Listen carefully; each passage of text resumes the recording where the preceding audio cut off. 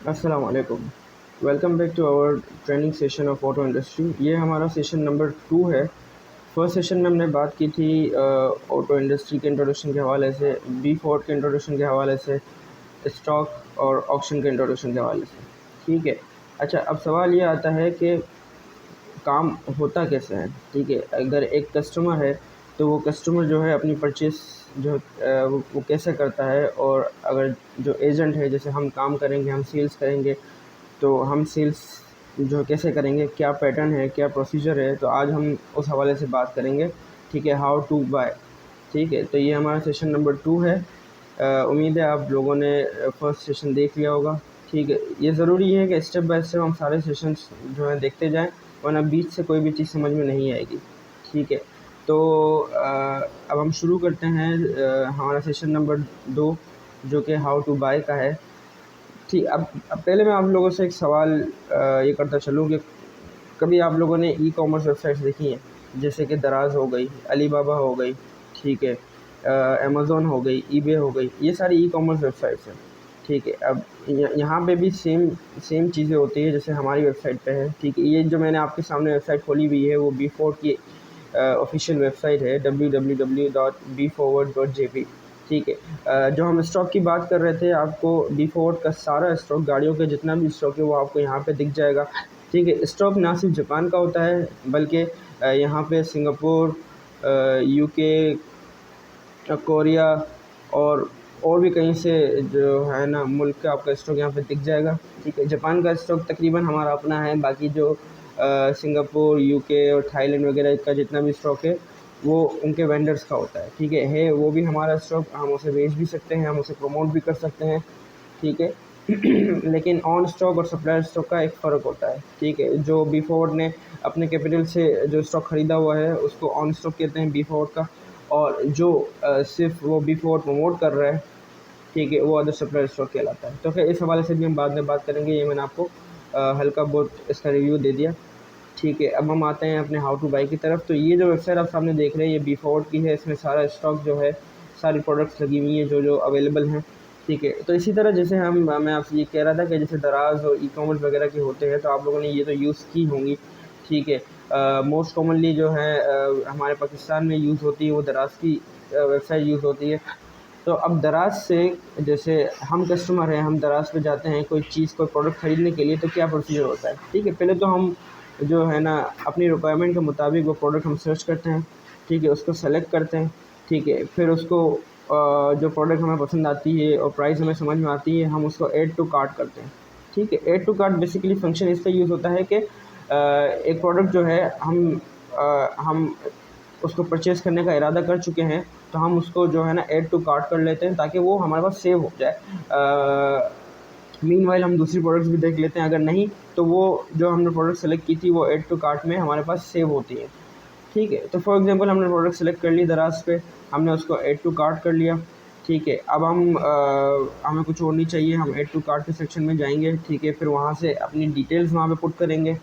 ठीक है, मतलब जो शिपिंग डिटेल्स होती है कि भाई वो इस प्रोडक्ट की डिलीवरी आपको किस एड्रेस पे होनी चाहिए, क्या फ़ोन नंबर आप डालेंगे, तो वो सारी चीज़ें जो है वहाँ पे हम पुट कर देते हैं। ठीक है, फिर पेमेंट ऑप्शन होते हैं। अब पेमेंट ऑप्शन दराज पे जो है ना 3-4 हैं, जैसे कि आप क्रेडिट कार्ड के थ्रू पे कर सकते हैं, या मास्टर वीज़ा कार्ड के थ्रू पे कर सकते हैं, या तो फिर आप जो है कैश ऑन डिलीवरी भी रख सकते हैं। ठीक है, तो ये होते हैं पेमेंट मेथड्स। ठीक है, तो आपने ऐड टू कार्ट कर लिया प्रोडक्ट सेलेक्ट करके, फिर आपने अपनी डिटेल्स पुट की, जो शिपिंग डिटेल्स आपकी होंगी। इसके बाद आपने ना पेमेंट ऑप्शन सेलेक्ट कर लिया और आपने पे कर दिया। ठीक है, आपने जैसे ही पे कर दिया, ठीक है, फिर इसके बाद वो प्रोडक्ट जो है आपको शिप की जाती है। ठीक है, तो यही इसी प्रोसीजर को फॉलो करते हुए, अब तकरीबन सिर्फ मैं बिफोर की बात नहीं करता, ये मैं आपसे जो है ना बहुत ही कॉमन बात कर रहा हूँ कि कोई भी ई कॉमर्स वेबसाइट होगी वहाँ पे पैटर्न और प्रोसीजर यही फॉलो किया जाता है। ठीक है, हाँ, इक्का दुक्का चीज़ें जो है ना मुख्तलिफ होंगी, लेकिन बाकी जो है सारी चीज़ें इसी तरह होती हैं। सही, तो अब यहाँ पे हम आते हैं। ठीक है, ये आप पूरी वेबसाइट, मेरी गुजारिश है कि आप ये वेबसाइट गो थ्रू लाजमी करें। ठीक है, इसकी मज़ीद डिटेल मैं भी आपको देता चलूँगा कि किस तरीके से यूज़ की जाती है, लेकिन बेहतर ये है कि आप ख़ुद भी इसको जो है ना, इसको जब गो थ्रू करेंगे तो आपको आइडिया होगा कि हाँ भाई किस तरीके से जो है ये वेबसाइट काम करती है। ठीक है, मेन फीचर्स आपको समझ में आने लगेंगे जैसे ही आप वेबसाइट को गो थ्रू करेंगे। सही, तो खैर अभी हम यहाँ पे आते हैं, ठीक है, हमारे हाउ टू बाय के सेक्शन में। आपको वेबसाइट पे भी ये मिल जाएगा हाउ टू बाय का सेक्शन। ठीक है, ये हम आ गए हाउ टू बाय के सेक्शन में। सही है, तो अब जो मैं आपको बताना चलूँगा वो है कि एक कस्टमर जो है बी फॉरवर्ड से गाड़ी कैसे परचेज़ कर सकता है। और यहाँ पे जो इस वेबसाइट पे जो आपको आ रहा होगा, ठीक है, वो बेसिकली दिखा रहा होगा कस्टमर डायरेक्टली वेबसाइट से कैसे जो है ना परचेज़ कर सकता है। ठीक है, तो यहाँ पे फर्स्ट स्टेप 1 आ रहा है, please select the item which you would like to purchase and click add to cart. Select the country you want to ship the items to, then shipping methods will be shown.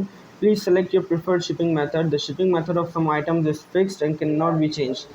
The total price including the shipping fee will be updated. If you agree with the price, click next. Okay, अब ये वहाँ यहाँ पे यही चीज़ बताई गई जो मैंने आपको अभी वर्बली बताई कि जो आइटम आपको चाहिए, जो प्रोडक्ट आप ढूंढ रहे हैं, आप वो अपनी मर्ज़ी से जो है सेलेक्ट कर लें और उसको ऐड टू कार्ट कर लें। ठीक है, इसके बाद जो आपकी डिटेल्स है, शिपिंग डिटेल्स वगैरह, वो आप पुट कर दें। ठीक है, फिर इसके बाद पेमेंट मेथड्स वो आपको दिखाएगा, पेमेंट मेथड्स आप अपना सेलेक्ट कर लें और उसको पे करने के साथ ही जो है आपका ऑर्डर प्लेस हो जाएगा। ठीक है, स्टेप 2 एड्रेस एंड पेमेंट। ठीक है, ये भी सेम चीज़ वही बता रहा है, बस इसमें डिटेल से जो है ना आपको पेमेंट मेथड बताए गए बी फॉर के जो हैं।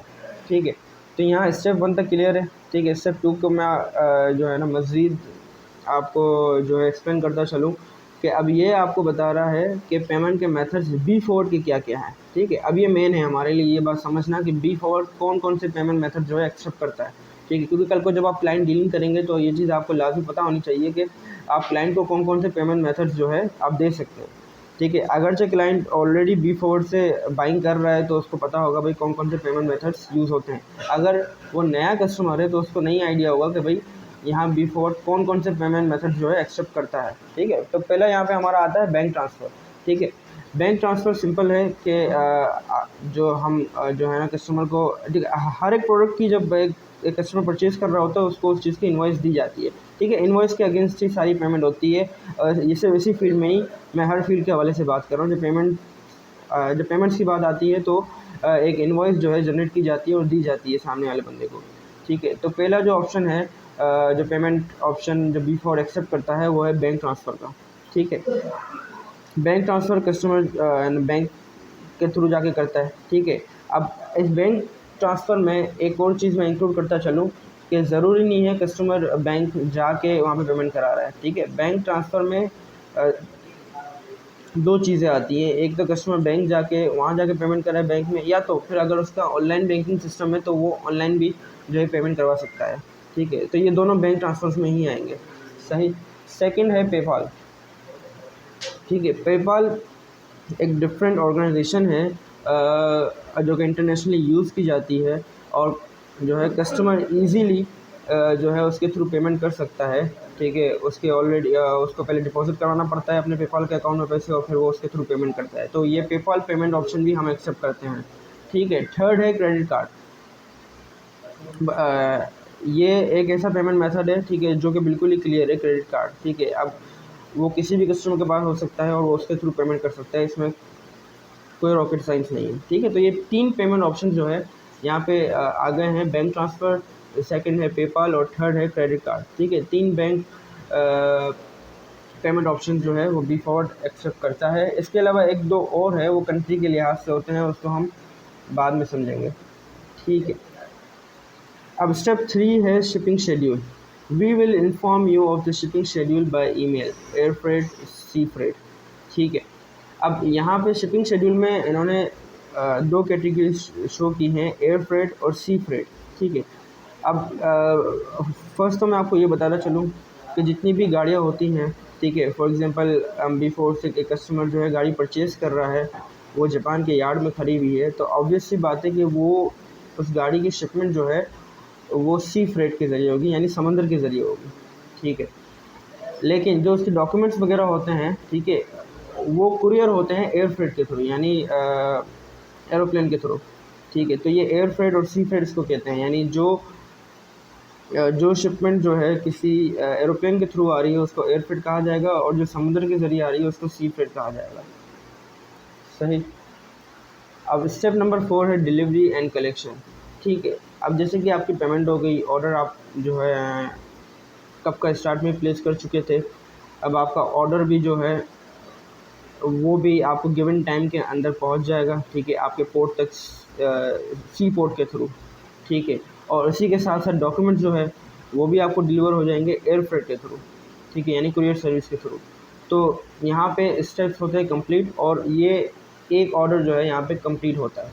ठीक है, अब ये कस्टमर को सिर्फ बताया गया है कि वो किस तरीके से उसका सारा जो एक गाड़ी का प्रोसेस है वो कैसे कंप्लीट होगा। ठीक है, अब मैं आपको वर्बली अपनी अपनी ज़बान में बताना चलूँ कि एक कस्टमर जो है वो वेबसाइट से कैसे बाय करेगा, और इसी के साथ साथ मैं आपको ये भी बताऊंगा कि एक एजेंट जो है वो कस्टमर को गाड़ी कैसे सेल आउट कर सकता है। ठीक है, पहले हम आते हैं कस्टमर के थ्रू, कस्टमर वेबसाइट से कैसे बाय करता है। ठीक है, अब कोई भी वेबसाइट हो, ठीक है, ई कॉमर्स के हवाले से कितनी भी वेबसाइट्स हो, उसमें दो ऑप्शन होते हैं, या तो कस्टमर खुद जो है ब्राउज़ करके अपना ऑर्डर प्लेस करे, या तो वो वहाँ के जो है चैट जो सर्विस इनकी दी हुई होती है, या कस्टमर रिप्रेजेंटेटिव जो भी होते हैं उनसे कांटेक्ट करके वो अपना ऑर्डर प्लेस करवाए। ठीक है, कस्टमर आता है वेबसाइट पे, एक चीज़ देखता है, पसंद करता है। ठीक है, और फिर उसको उस पर माइंड बना के उसको ऐड टू कार्ट पे डाल के फिर वो पेमेंट करता है। ठीक है, वो जैसे ही जो ऐड टू कार्ट करेगा, ऑर्डर प्लेस करेगा, ठीक है, बी फोर्ड में जैसे ही वो करेगा तो वो एक गाड़ी उस कस्टमर के लिए जो है रिज़र्व हो जाती है। ठीक है, रिज़र्व से मुराद ये कि एक गाड़ी जो है वो ना बिकी है ना कहीं गई है, बस रिज़र्व हो गई है कि अब वो उस गिवन टाइम तक कोई और उस गाड़ी पे डील नहीं बना सकता। ठीक है, हर रिजर्वेशन 48 आवर्स की होती है। ठीक है, तो अगर एक कस्टमर आके वेबसाइट से गाड़ी रिज़र्व करता है 48 आवर्स के लिए, वो गाड़ी सिर्फ उसी के लिए रिज़र्व है, कोई और उस पर डील नहीं बना सकता। ठीक है, हाँ, वेबसाइट पे आके लोग देख सकते हैं। ठीक है, लेकिन ना उसकी प्राइस पता चलेगी उससे, और ना ही वो कोई और कस्टमर उस गाड़ी पे डील बना सकता है। ठीक है, रिजर्वेशन करते ही कस्टमर को उसके ईमेल पे एक इनवॉइस जो है, सिस्टमेटिक इनवॉइस आ जाती है। ठीक है, जिसमें सारी गाड़ी की डिटेल्स, ठीक है, और उसकी प्राइस और बैंकिंग डिटेल्स जो होती हैं बिफोर की, वो सारी गिवन होती हैं। उस इनवॉइस के थ्रू कस्टमर जाके बैंक में जाके पेमेंट कर सकता है। ठीक है, या तो ऑनलाइन पेमेंट कर सकता है, या पेपाल के थ्रू, या क्रेडिट कार्ड के थ्रू। ठीक है, तो गाड़ी रिज़र्व हो गई, अब कस्टमर को इनवॉइस मिल गई। ठीक है, फिर कस्टमर पेमेंट करता है, अब चाहे किसी भी पेमेंट मेथड से वो पेमेंट करता है। ठीक है, एक प्रूफ उसको आएगा, अगर बैंक ट्रांसफ़र कर रहा है तो उसको टीटी मिलेगी, टेलीग्राफ ट्रांसफ़र, यानी कोई भी बंदा जब जाके बैंक में पेमेंट करता है तो उसको एक रिसीट मिलती है जिसको कहा जाता है टीटी। ठीक है, टीटी की फुल फॉर्म है टेलीग्राफिक ट्रांसफ़र।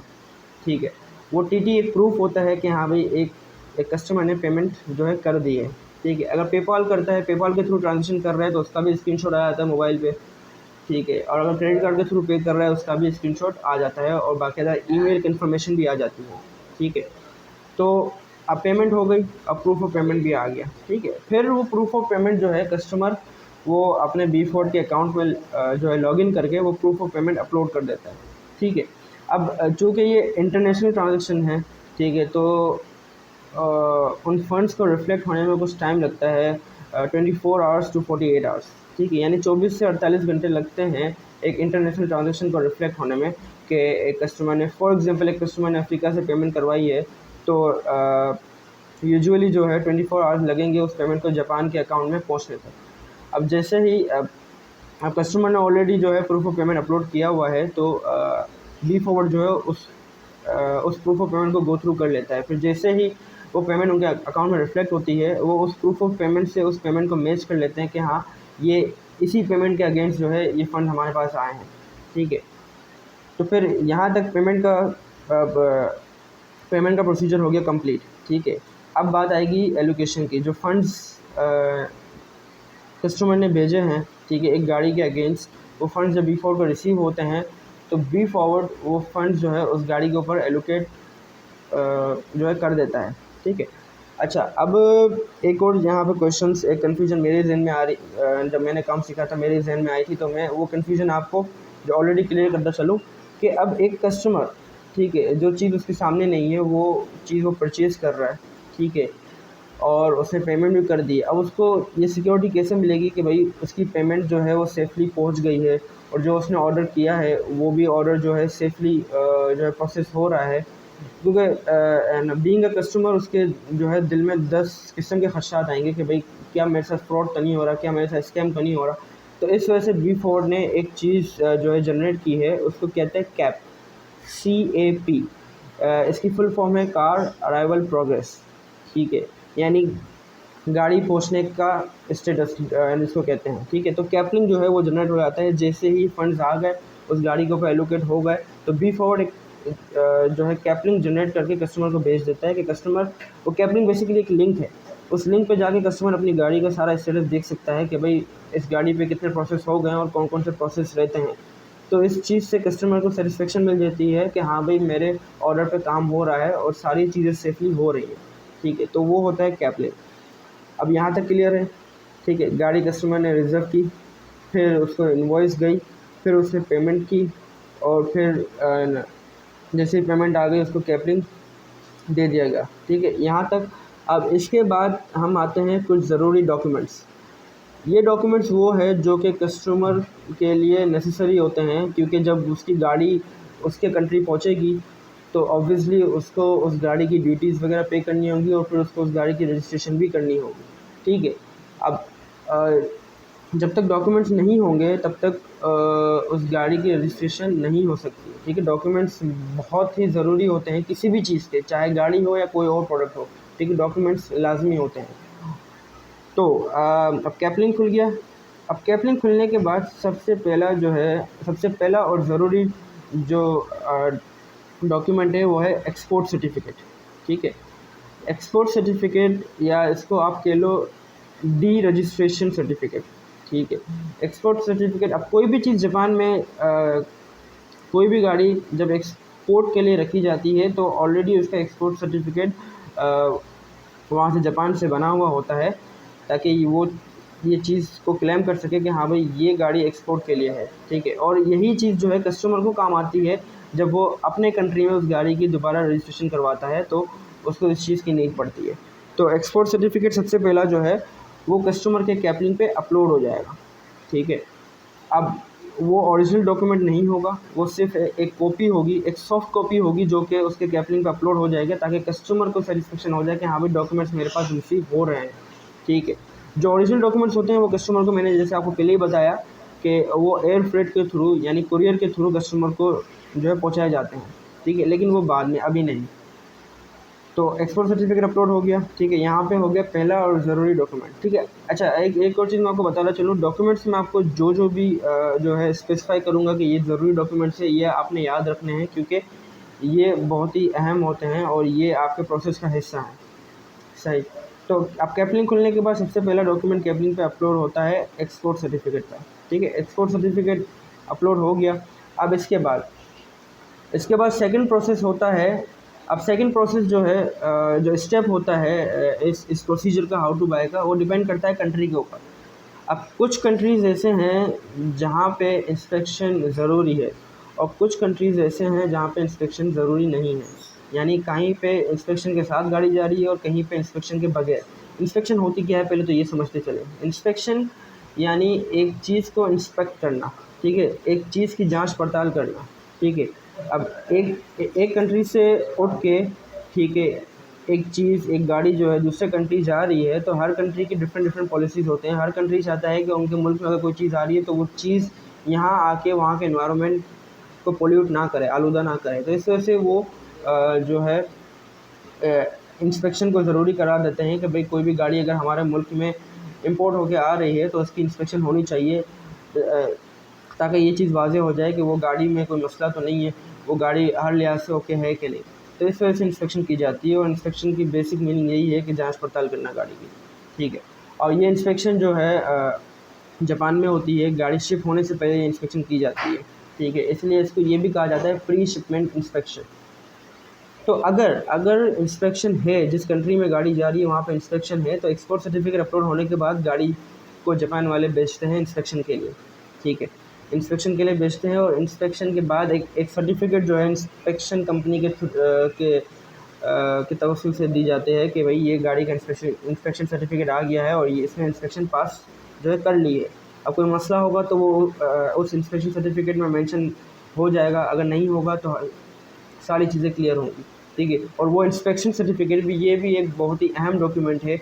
जहाँ जहाँ जिस जिस कंट्री में इंस्पेक्शन ज़रूरी है वहाँ पे इंस्पेक्शन सर्टिफिकेट के बगैर उस गाड़ी को क्लियर नहीं किया जा सकता। तो इस वजह से ये डॉक्यूमेंट भी, ये दूसरा इंपॉर्टेंट डॉक्यूमेंट है after export certificate. Export certificate first important document है और इंस्पेक्शन सर्टिफिकेट जो है वो सेकंड इंपॉर्टेंट डॉक्यूमेंट है। लेकिन सिर्फ उन कंट्रीज़ में जहाँ इंस्पेक्शन है, जहाँ नहीं है वहाँ हम इस स्टेप को स्किप कर देंगे, ठीक है। तो अब इंस्पेक्शन सर्टिफिकेट, अगर इंस्पेक्शन है तो इंस्पेक्शन सर्टिफिकेट भी अपलोड हो गया इंस्पेक्शन होने के बाद। अगर नहीं है तो इस स्टेप को हम जो है स्किप कर देंगे। अब थर्ड जो है वो है शिपमेंट। अब जबकि एक्सपोर्ट सर्टिफिकेट अपलोड हो गया, इंस्पेक्शन सर्टिफिकेट भी अपलोड हो गया, इंस्पेक्शन भी हो गई गाड़ी की, फिर जो है हमारा शिपिंग डिपार्टमेंट, B4 का शिपिंग डिपार्टमेंट जो है वो उस गाड़ी के लिए शिपमेंट बुक करेगा, ठीक है। अच्छा, ये सारे प्रोसेस जो है बैक एंड से हो रहे होते हैं, ठीक है। एक्सपोर्ट सर्टिफिकेट का कैपलिंग पे अपलोड होना, गाड़ी को इंस्पेक्शन के लिए भेजना, इंस्पेक्शन हो जाने के बाद इंस्पेक्शन सर्टिफिकेट को कैपलिंग पे अपलोड करना और फिर गाड़ी की शिपमेंट बुक करना, ये सारे जो सारे प्रोसीजर्स और प्रोसेस हो रहे हैं ये बैकएंड से हो रहे हैं, ठीक है। इसमें आपका कोई हाथ नहीं होगा, ना कस्टमर का कोई हाथ होगा। ये जो है कंपनी के बिहाफ पे ये सारे जो है प्रोसेस किए जा रहे हैं, ठीक है। अब गाड़ी की शिपमेंट बुक होती है, ठीक है। अच्छा, अब देखो, अब एक चीज़ आप नोट करो, बी फॉरवर्ड अब कस्टमर को हर एक चीज़ का प्रूफ दे रहा है, ठीक है। अब गाड़ी का एक्सपोर्ट सर्टिफिकेट भी उसने जो है कैपलिंग पे शो करा दिया सॉफ्ट कॉपी डाल के, फिर इसके बाद इंस्पेक्शन हुई है नहीं हुई है उस चीज़ का भी प्रूफ जो है बी फॉरवर्ड ने इंस्पेक्शन सर्टिफिकेट की कॉपी कैपलिंग पे डाल के दे दिया कस्टमर को। अब इसके बाद जाहिर सी बात है, जब एक गाड़ी की शिपमेंट बुक हो रही है तो बी फॉरवर्ड उसका भी प्रूफ देगा, ठीक है।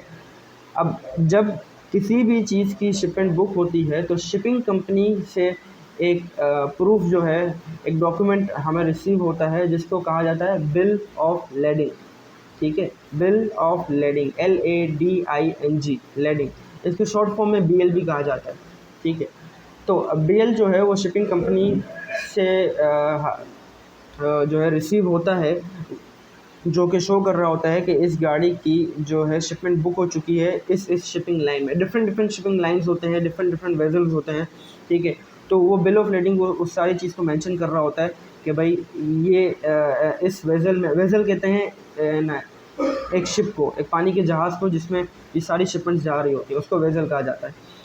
तो इस वेजल में जो है ये गाड़ी जो है शिप हो रही है, ठीक है। वो चीज़, वो बिल ऑफ लेडिंग ये प्रूफ होता है ताकि कस्टमर को ये सेटिस्फेक्शन मिल जाए कि हाँ भाई मेरी गाड़ी की शिपमेंट भी बुक हो चुकी है और मेरे पास प्रूफ भी है, ठीक है। वो भी सॉफ्ट कॉपी होती है, ठीक है। और ये BL भी जो है उसको कोर्ट से गाड़ी क्लियर कराने में और जो भी वहाँ के इंटरनली जो प्रोसेस होते हैं उसमें ये भी BL भी काम आता है, ठीक है। तो BL, अब शिपिंग बुक हो जाने के बाद जो है BL की कॉपी भी जो है वो कैपलिंग पे अपलोड हो जाती है, ठीक है। तो ये हमारा हो गया थर्ड इम्पॉर्टेंट डॉक्यूमेंट, ठीक है। फर्स्ट क्या था हमारा, export certificate, second inspection certificate अगर है इंस्पेक्शन, और थर्ड बिल ऑफ लेडिंग, ठीक है। अब गाड़ी का एक्सपोर्ट सर्टिफिकेट भी हो गया, उसकी इंस्पेक्शन भी हो गई, उसकी शिपमेंट भी बुक हो गई। अब गाड़ी फिर जो है अपने डेट के जो डेट उस गाड़ी को मिली है शिपमेंट की, उस डेट के हिसाब से वो गाड़ी जापान के या जिस भी, मतलब अगर जापान का स्टॉक है तो जापान के पोर्ट से वो गाड़ी निकलेगी। अगर कहीं और का स्टॉक है, बिल्कुल सिंगापुर या UK या दुबई या कोरिया, तो वहाँ के पोर्ट से वो गाड़ी निकलती है गिवन डेट पे, और फिर जो डेट वहाँ पे दी जाती है कस्टमर को, उसी डेट को वो गाड़ी उस कस्टमर के पोर्ट तक पहुँचती है, ठीक है।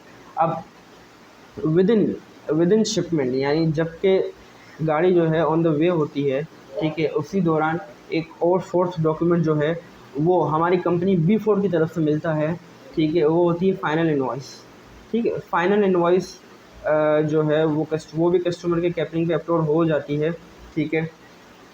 और वो इनवॉइस भी जो है कस्टमर को क्लियरिंग पर्पस के लिए काम में आती है उसको, ठीक है। तो वो उसकी सॉफ्ट कॉपी भी जो है वो कैपलिंग पे अपलोड हो जाती है। और यहाँ पे ये हमारे 4 इंपॉर्टेंट डॉक्यूमेंट्स जो है यहाँ पे कंप्लीट होते हैं, ठीक है। मैं एक बार फिर रिपीट करता चलूँ, एक्सपोर्ट सर्टिफिकेट, ठीक है, जो कि जापान के बिहाफ से हमें मिलता है, ठीक है।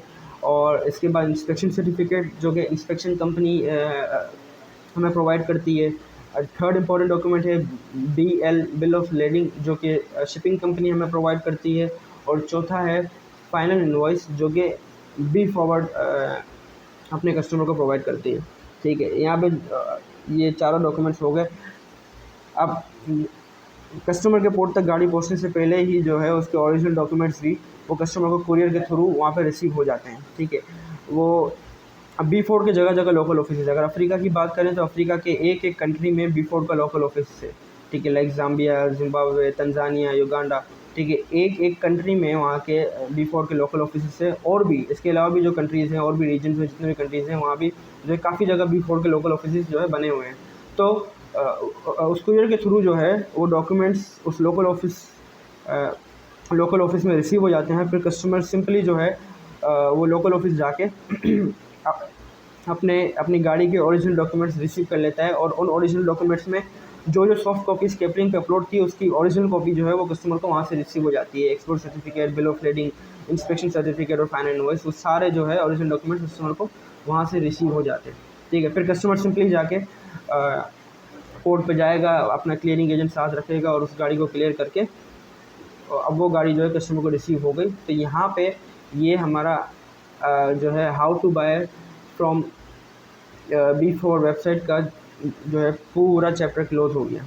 ठीक है, अब दूसरा जो आता है, ठीक है, अब मैं आपको एक चीज़ क्लियर करता चलूँ कि कस्टमर वेबसाइट से बाय करे या एजेंट से बाय करे। ठीक है, दोनों प्रोसेस में ज़्यादा डिफरेंस नहीं है। ठीक है, इक्का दुक्का चीज़ें हैं जो ज़ाहिर सी बात है कि एक कस्टमर जो है ना वेबसाइट से बाय कर रहा है तो वो चीज़ें ऑटोमेटिक है, और जो एक एजेंट से बाय करेगा तो कुछ चीज़ें जो है मैनुअली हो जाती हैं, बाकी सारा प्रोसीजर जो है सेम है।